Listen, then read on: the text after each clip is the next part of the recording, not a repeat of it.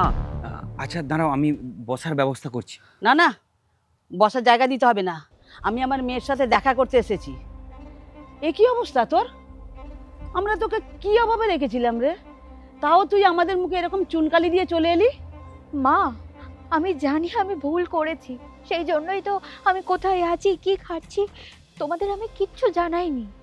আমাদের এত বড় বাড়ি থাকতে তুই এরকম জায়গায় থাকিস? আরে আমাদের বাড়ির চাকর বাকরেরা এরকম জায়গায় থাকে না। সেটা তুমি কি বলছো মা? তুই এমন একজনকে বিয়ে করেছিস যে তোকে এই বস্তি বাড়িতে রেখেছে। মা, ওকে আমি ভালোবাসি, তোমাদের রাজপ্রাসাদের থেকেও এই বস্তি বাড়িটা আমার কাছে স্বর্গ। ভালোবাসায় ঘর চলে না, ঘর চালাতে গেলে না টাকা লাগে। আর আমার তো মনে হয় সে টাকাও তোর বরের নেই।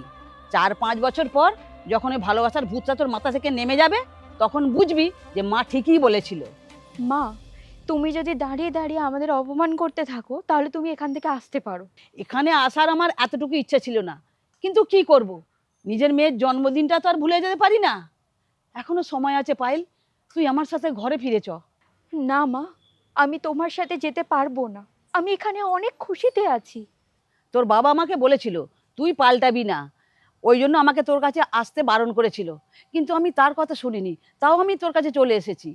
এখন আমি দেখছি এসে ভুল করেছি, আমার না আসলেই ভালো হতো। যাই হোক, তোরা ভালো থাকিস।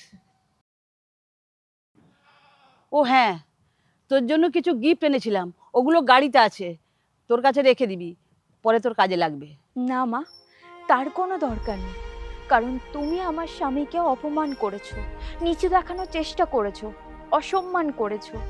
তাহলে আমি কিভাবে তোমার দেওয়া উপহারগুলো নেব বলো তো মা? তুমি যেদিন আমার স্বামীকে সম্মান করবে, ভালোভাবে কথা বলবে, সেই দিন তোমার দেওয়া উপহারগুলো আমরা নেব, তার আগে না। এটা কখনোই সম্ভব নয়, কারণ তোর স্বামী সম্মান পাওয়ার যোগ্যই নয়। তোমার ওনার সাথে চলে যাওয়া উচিত ছিল। আর কতদিন আমার জন্য কষ্ট সহ্য করবে, আর কতদিন এই বস্তি বাড়িতে থাকবে তুমি বলো তো? চুপ করো, আজকে বলেছো বলেছো, আর অন্য কোনোদিন এই কথা তোমার মুখে যেন না আসে। আর হ্যাঁ, এই বাড়িটাকে তুমি বস্তি বাড়ি বলবে না, আমাদের অসময়ে এই বাড়ির ছাত্রে আমাদের মাথার ওপরে আছে। আমি যে কোনো পরিস্থিতিতে থেকে যাব, কিন্তু বিশ্বাস করো, তুমি আমার হাত ছেড়ে যাওয়ার কথা কখনো বলবো না, কখনো বলবো না।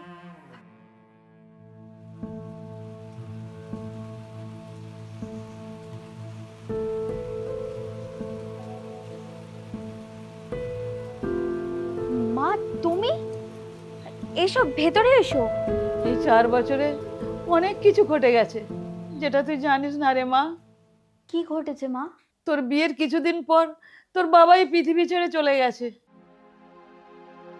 আমি তোকে এই খবরটা দেওয়ার অনেক চেষ্টা করেছি, কিন্তু তোর দাদা দিতে দেয়নি আমাকে। এটা তুমি কি বলছো মা? বাবা আর নেই, আর তোমরা একবার আমাকে খবর পর্যন্ত দিলে না? তোর দাদা যাকে ভালোবাসতো তাকেই বিয়ে করে, তারপর তোর বাবা থেকে সব সম্পত্তি লিখে নেয়, আর তাতেই তোর বাবার শরীর খারাপ করে। তারপর তোর বাবাই পৃথিবী ছেড়ে চলে যায়। তোর বৌদি তোর বৌদি আমার ওপর দিন রাত অত্যাচার করে, আমাকে দিয়ে সংসারের সব কাজ করিয়ে নেয়। তোর দাদা সব দেখে, কিন্তু কিচ্ছু বলেনি।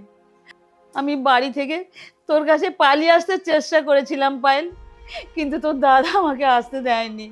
হ্যাঁ, আমি মানছি আমি ভুল করেছি, তা বলে আমার বাবা মারা যাওয়ার শেষ খবরটুকু আমাকে দিলে না? আমার বাবা আমাকে ছোটবেলা থেকে মানুষ করেছে, আর সেই বাবার শেষ মুহূর্তে আমি দেখতে পেলাম না। আমাকে ক্ষমা করে দিস মা, আমি বুঝতে পারিনি তোর দাদা এতটা নিষ্ঠুর হবে। টাকা পয়সা সম্পত্তির জন্য সে এতটাই ডুবে যাবে যে তার পরিবারকে পর্যন্ত সে ভুলে যাচ্ছে। দেখবি, এই জন্য তাকে একদিন পস্তাতে হবে, আজকে যেমন আমি পস্তাচ্ছি তোদেরকে না মেনে নিয়ে। তুই আমাকে ক্ষমা করে দিস মা, তুই আমাকে ক্ষমা করে দিস।